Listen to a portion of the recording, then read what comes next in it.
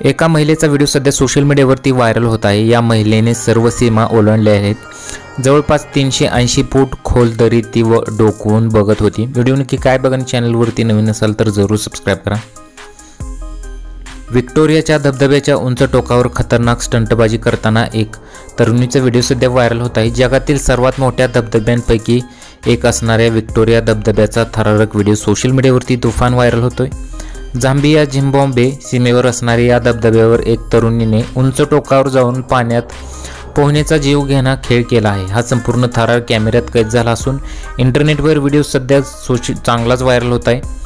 हा थरारक video Twitter अकाउंटवर हा व्हिडिओ शेअर करण्यात आला होता। व्हिडिओमध्ये तुम्ही पाहू शकता की अगदी मजेत ती झोपलेली आहे।